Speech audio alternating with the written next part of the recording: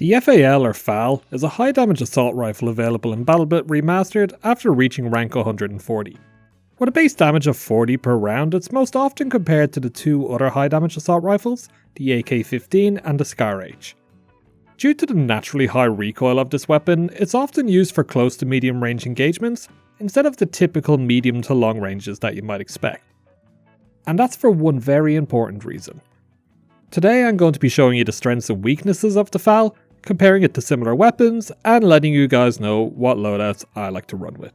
So make sure you subscribe to the channel if you want to see similar videos like this one, and let's get into today's video. In the real world, the FN-FAL is a Belgian battle rifle designed by FN Herstal all the way back in 1953. The term battle rifle being used to help differentiate these high-powered service rifles such as the M14, G3 and SCAR-H, all which fire larger cartridges like the 7.62mm from those less powerful rifles that fire cartridges like the 5.56mm such as the M16, SA-80 and G36. The FAL was designed out of a necessity to put more firepower into the hands of each soldier, allowing fully automatic fire with the same stopping power seen during World War II. The FAL drew inspiration from the Sturmgewehr 44, used by the Germans in the latter stages of the war, which is often considered to be the first modern assault rifle. The FAL model saw widespread usage all over the world, being adopted by armed forces of Germany, the UK, Ireland, Israel and South Africa to name a few. Even today, we can still see the FAL in use in some countries in both military and law enforcement roles. In BattleBit Remastered, the FAL is considered by many to be a meta weapon, and with good reason too. The high damage and moderate fire rate alone make this weapon extremely effective in close to medium range engagements, where its higher recoil doesn't really have a significant impact. The FAL does have the highest horizontal recoil in the assault rifle category, at roughly 4% higher than the AK-15 and the SCAR-H. However, it trumps both of them in rate of fire at 650 rounds per minute compared to 540 and 500 respectively. With this stopping power and moderate fire rate, the FAL has a time to kill of just 184 milliseconds, beating out weapons like the Kriss Vector, the MP7, the AK-5C, and equal to that of the Groza. This is why you'll often see the FAL in CQB engagements where it has the potential to drop light armoured opponents in just 3 rounds. If you've used the AK-15 when you reach rank 15, then you know the kind of firepower I'm talking about here. The FAL does this even better, and is the best suited of the 3 for close quarters. The base FAL doesn't suffer the same 5% movement speed that the AK and SCAR have to deal with, and it's got the fastest reload time of the 3 at just 3.3 seconds. The SCAR does have the fastest aim down sight speed of 0.20 compared to the FAL's 0.22, but I'd be really nitpicky if I could say I could even notice a difference here. At medium range, you are losing out a bit compared to the AK and SCAR, as both of them have a slightly higher base damage of 42 compared to the FAL's 40, and both of their bullet velocity is higher at 750 compared to 600, and you definitely do notice this when engaging beyond 100 meters. So if you're looking for an assault rifle that can hit these targets, then check out my other video on the AUG, or even try the AK-15 in a long range build. Moving on to the loadouts, there's a lot of ways you can play this rifle, but I'm only focusing on close range engagements, because that's where I believe the FAL is best suited. For the close range build, I'll recommend either using the medic class or the assault class, the difference here being faster reactions with the assault class and more ammo, or the ability to heal yourself faster as a medic. But for both, I'm recommending you take the Ranger Vest and no helmet. The Ranger Vest gives you a couple extra magazines, which you're definitely going to need with the FAL, as you burn through them extremely quickly. And having no helmet does give you a 10% boost to your aim down sight speed, at the risk of less brain protection. For the FAL, I'm going to recommend taking the following attachments.